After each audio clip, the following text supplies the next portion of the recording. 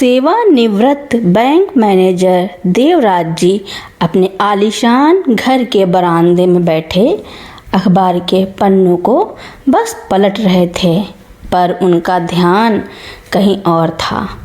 तभी उनकी पत्नी सुमित्रा जी हाथ में 2 कप छाछ लेकर आई और मेज़ पर रखते हुए बोली, क्या बात है जी, सुबह से देख रही हूँ चेहरा उतरा हुआ है। कल रात से आपने ठीक से बात भी नहीं की।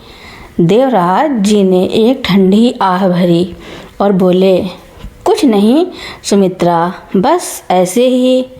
सुमित्रा जी उनके पास बैठ गईं और धीमे स्वर में बोली, मैं जानती हूँ कल समीर का फ़ोन आया था ना, उसने इस बार भी त्योहार पर घर आने से मना कर दिया।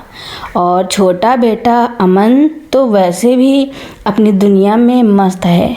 बच्चों का यह बर्ताव आपको अंदर ही अंदर खाए जा रहा है। देवराज जी के पास धन दौलत मान सम्मान सब था, लेकिन उनके दोनों बेटे विदेश और बड़े शहरों में सेटल हो चुके थे। देवराज जी ने अपनी पूरी जिंदगी बच्चों को बेस्ट देने में लगा दी, इस उम्मीद में कि बुढ़ापे में पूरा परिवार साथ हंसेगा खेलेगा। लेकिन अब बच्चे साल में एक बार आना भी वो समझते थे। देवराज जी का स्वाभिमान उन्हें बच्चों के सामने गिड़गिड़ाने नहीं देता था, पर उनका दिल अंदर ही अंदर इस उपेक्षा से टूट चुका था। वे चिड़चिड़े और उदास रहने लगे थे।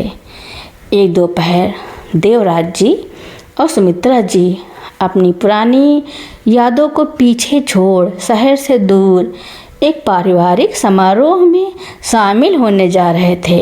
रास्ते में अचानक उनकी गाड़ी का टायर पंचर हो गया और स्टेफनी भी खराब निकली।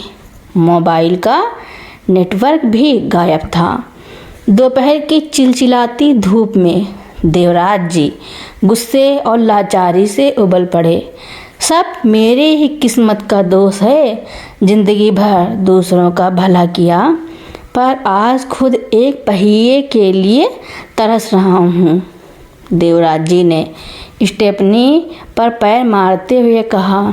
सुमित्रा जी ने दूर देखते हुए कहा, सुनिए, वहाँ रास्ते के किनारे एक छोटा सा ढाबा दिख रहा है, चलिए वहाँ चलकर किसी से मदद मांगते हैं। दोनों भारी कदमों से उस छोटे से खपरेल की छत वाले ढाबे की तरफ बढ़े।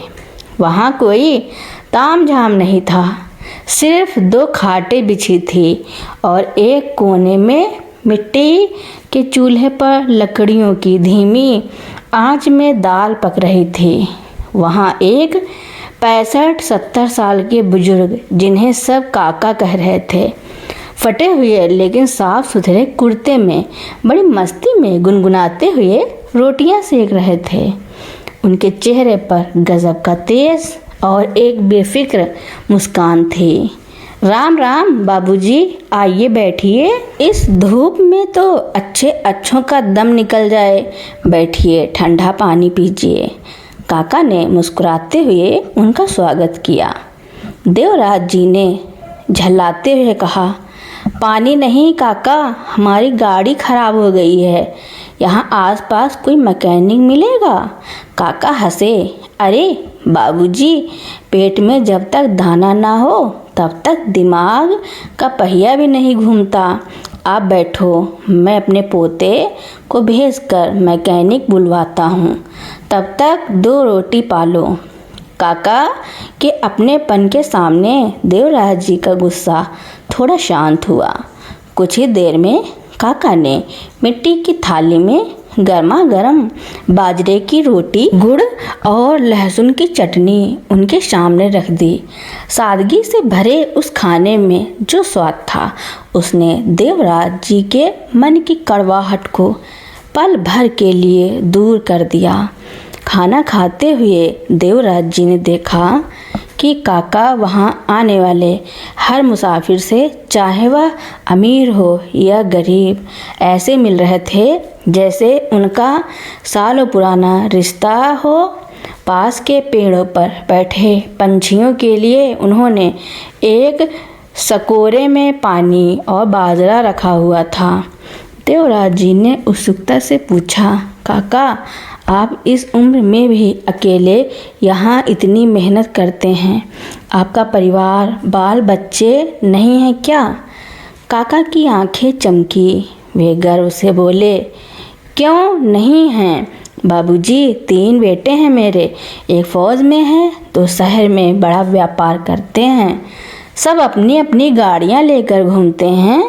यह सुनकर सुमित्रा जी ने अचरज से पूछा, फिर आप उनके साथ शहर के बड़े मकानों में ऐश की जिंदगी क्यों नहीं जीते?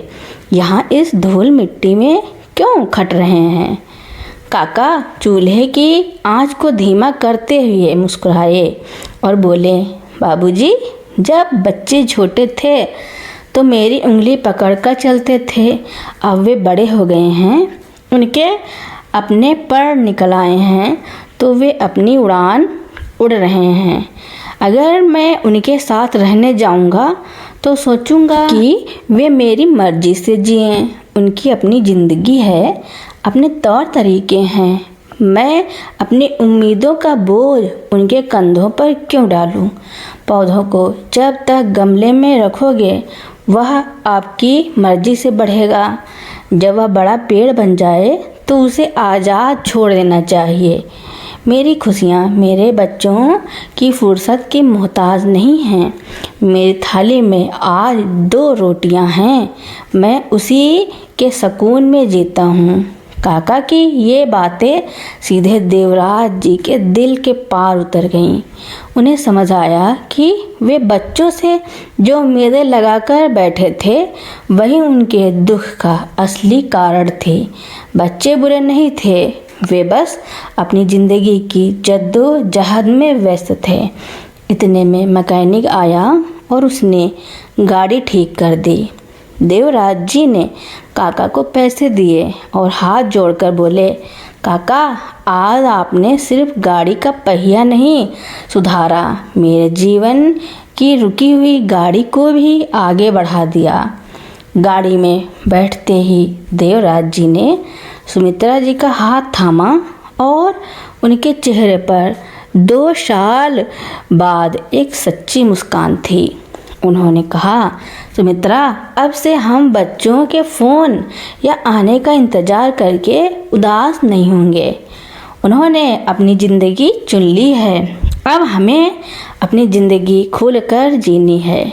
उस दोपहर के बाद देवराज जी के घर का माहौल पूरी तरह बदल गया। जो घर पहले बच्चों की याद में एक मूक मातम मनाता था, अब वहाँ सुबह सुबह शास्त्रीय संगीत की धुनें गूंजने लगी थी। देवराज जी ने सबसे पहले अपने बरसों पुराने अधूरे शौक को जिंदा किया। उन्होंने लिखना और बागवानी करना शुरू कर दिया। सुमित्रा जी भी उनके इस बदले रूप को देखकर हैरान और बेहद खुश थी।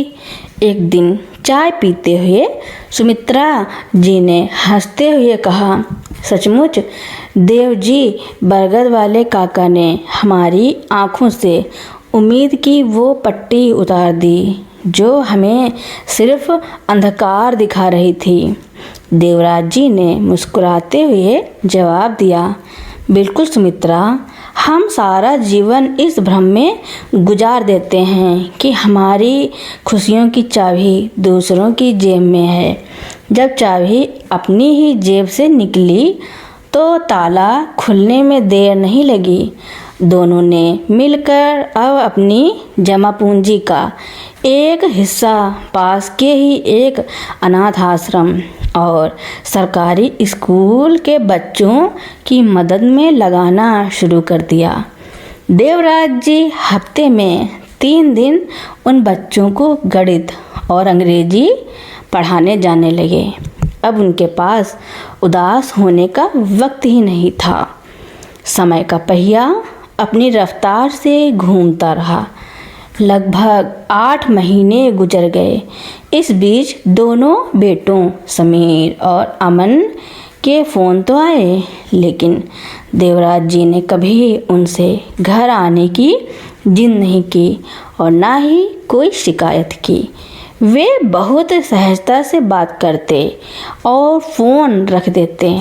बच्चों के लिए यह बर्ताव बिल्कुल नया और चौंकाने वाला था। उन्हें आदत थी पिता के उलाहने और माँ के आंसुओं की, पर अब वहाँ सिर्फ शांति और दुआएं थी। तभी एक दिन अचानक बिना किसी पूर्व सूचना के बड़ा बेटा समीर अपनी पत्नी और बच्चों के साथ घर के दरवाजे पर आ खड़ा हुआ। उसके चेहरे पर थकान और मन में एक अजीब सी घबराहट थी। अरे समीर, तुम अचानक, कोई परेशानी है क्या बेटा? सुमित्रा जी ने आरती की थाली सजाते हुए पूछा। समीर ने अपनी माँ के पैर छुए और अंदर आते ही सोफे पर ढह गया। उसने कहा, माँ, पिछले कुछ महीनों से मंदी की वजह से मेरी कंपनी में छटनी चल रही थी। कल रात ही मेरी नौकरी चली गई। मैं बहुत डर गया था। मुझे लगा कि अब मैं अपनी पत्नी और बच्चे को लेकर कहाँ जाऊँगा, इसलिए सीधा घर भागा चला आया। समीर को लगा था कि उसके सख्त और स्वाभिमानी पिता इस नाकामयाबी पर उसे डांटेंगे, या हमने तो पहले ही कहा था जैसी बातें सुनाएंगे वह अपराधी की तरह सिर झुकाएं। देवराज जी के सामने खड़ा हो गया। देवराज जी अपनी जगह से उठे। उनके चेहरे पर ना तो कोई गुस्सा था, ना ही कोई शिकन। उन्होंने आगे बढ़कर समीर के कंधे पर हाथ रखा और उसे गले से लगा लिया। देवराज जी की आवाज़ में एक गजब की थपकी थी। बेटा, जब तक तुम्हारी जड़ें मजबूत हैं, तुम्हें किसी तूफान से डरने की ज़रूरत नहीं है। नौकरी गई है, तुम्हारी काबिलियत नहीं।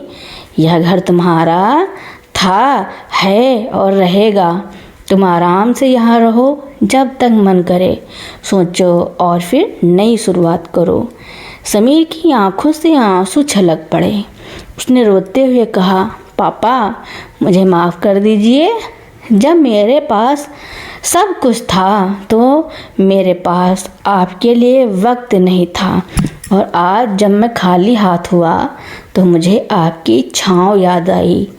मैं कितना मतलबी हूँ। देवराज जी ने उसके आंसू पोंछे और मुस्कुराते हुए कहा, पापा, मतलबी तुम नहीं, प्रकृति का नियम ऐसा ही है। जब पंछी के पंख थक जाते हैं तो वो लौटकर उसी पेड़ की डाल पर आता है जहाँ उसका जन्म हुआ था। पेड़ का काम पंछी को बांधना नहीं, बल्कि उसके थकने पर उसे पनाह देना है। कुछ ही दिनों में छोटा बेटा अमन भी भाई की मदद के लिए घर पहुंच गया। सालों बाद वह आलीशान घर एक बार फिर बच्चों की किलकारियों और हंसी मजाक से चहक उठा था। लेकिन इस बार एक बहुत बड़ा बदलाव था। देवराज जी और सुमित्रा जी के मन में अब बच्चों को पकड़कर रखने का कोई लालच नहीं था। कुछ महीनों बाद जब समीर को एक और बड़ी कंपनी से अच्छा ऑफर मिला और वह वापस जाने लगा, तो इस बार देवराज जी की आंखें नम जरूर थी, लेकिन दिल भारी नहीं था। उन्होंने हंसते हुए बच्चों को विदा किया। गाड़ी स्टार्ट करके समीर ने खिड़की से बाहर झांकते हुए कहा, पापा, अगली बार मैं आपको और माँ को अपने साथ ले जाने आऊँगा। देवराज जी ने हाथ हिलाते हुए कहा, बिल्कुल आना बेटा, मेहमान बनकर रहने के लिए, क्योंकि हमारा अपना बसेरा तो यही है। गाड़ी दूर निकल गई। देवराज जी ने सुमित्रा को देखा। उनका हाथ थामा और बोले, चलो सुमित्रा, आज शाम को बच्चों को पढ़ाने भी जाना है और लौटते समय उस चूल्हे वाले काका के ढाबे पर चाय भी पीनी है। तो दोस्तों, मेरी कहानी सुनने के लिए आपका बहुत बहुत धन्यवाद। ऐसी ही नई नई कहानियाँ सुनने के लिए मेरे चैनल को लाइक, कमेंट, शेयर, सब्सक्राइब एवं बेल आइकन का बटन दबाना ना भूलना, ताकि मेरी नई नई कहानियाँ आप लोगों तक पहले ही पहुँचती रहें। धन्यवाद।